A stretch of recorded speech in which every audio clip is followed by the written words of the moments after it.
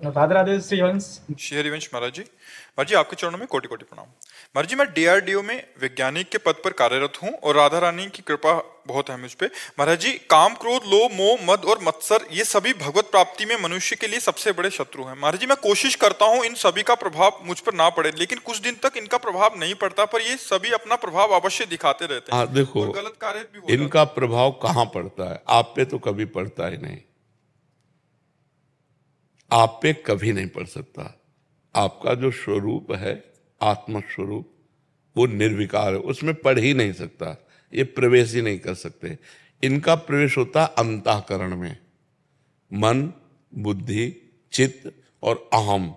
अहम जिससे आप अपने को भूलकर पुरुष माने हुए हैं, अहम जिसमें आपको देहाभिमान है, मैं पुरुष हूं। तो इस मैं में यहाँ सारे विकार रहते हैं।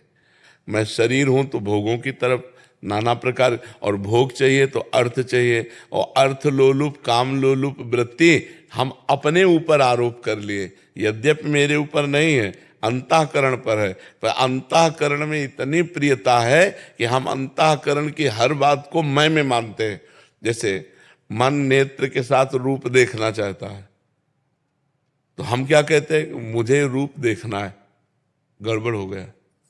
जबकि मन नेत्रेंद्रिय के साथ, मन ज्ञानेंद्रिय नेत्रेंद्रिय उसके साथ मिलकर, और हम उसके साक्षी हैं, हम रोकना चाहे उसे रोक ले, पर रोकने की बात ही नहीं आती। हमें लगता है मैं ही देखना चाहता हूं, तो बस इसलिए चला जाता हूं। जब तक देहाभिमान गलित नहीं होगा तब तक इन विकारों का प्रभाव आता रहेगा। देहाभिमान गलित होने के लिए खूब नाम जप करो, सत्संग सुनो, धीरे धीरे जब ज्ञान प्रकट होगा तो देहाभिमान। आप शरीर तो है नहीं प्यारे, पक्की बात समझो, 100 में 100% आप शरीर नहीं है। शरीर को आपने अपना मैं स्वीकार किया है। थोड़ा ज्ञान होने पर लगता है शरीर मेरा। जब शुद्ध ज्ञान होता है तो बिल्कुल ये ऐसे है जैसे आप गाड़ी पे बैठे हैं, आप अलग हैं, गाड़ी अलग है, आप अलग हैं, गाड़ी अलग है। ऐसे मनुष्य शरीर रूपी गाड़ी परमार्थ की यात्रा के लिए भगवान ने आपको दी है। पर हम गाड़ी को गाड़ी न मानकर मैं ही मान लिए, तभी हम कंट्रोल नहीं कर पा रहे। जो देखना सुनना भोगना छूना वो सब मैं में आ रहा है कि मैं देखूं, मैंने भोगा, मैंने किया, मैं। तो अहंकार विमूढ़ आत्मा करता हमिति मन्यते, अहंकारी मूढ़ता को प्राप्त हुआ पुरुष ऐसा मानता है, इसलिए इन पर विजय प्राप्त नहीं कर पाता। इसके लिए हमको भगवान नाम जप, शास्त्र स्वाध्याय, सत्संग, तब हमारी समझ में आएगा। नहीं तो ये जब तक मैं पुरुष हूं तब तक इनका आक्रमण बनता रहेगा। जब तक मैं पुरुष स्त्री आदि भावना है तब तक उसी भावना में इनका आक्रमण होता है। आपका ये भाव भूल जाए कि मैं पुरुष हूं, मैं आत्म तत्व हूं, मैं ब्रह्म हूं, या मैं भगवान का दास हूं, इनका अस्तित्व नहीं पड़ेगा। तो वो थोड़ी देर ना आना भी एक भ्रम जैसा समझो। जिसको लगता है कि जैसे थोड़ी देर नहीं आया लेकिन फिर आ गया, वो एक भ्रम जैसा वो रहते हैं। महाराज जी 2-3 महीने तक तो ठीक रहता हूँ मैं, उसके बाद फिर दिखाना। हाँ देखो ना, अभी गलती हुई ना, 2-3 महीने मैं ठीक रहता हूं। ये मैं कौन बोल रहा है? शरीर उधारी अपने को आप देख रहे ना। जब तक ये रहेगा तब तक इसमें आते रहेंगे।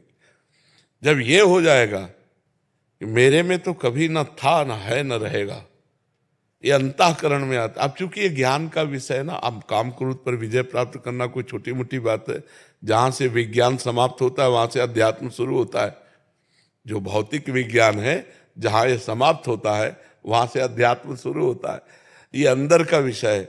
आज तक विज्ञान में कोई ऐसे यंत्र नहीं बन पाया जिसने मन को पकड़ा हो। अध्यात्म में शुरुआत इसी से होती है, शुरुआत होती है। आज तक कोई यंत्र नहीं बना जो हमारी बुद्धि को दिखा दे, देखो ये बुद्धि चल रही।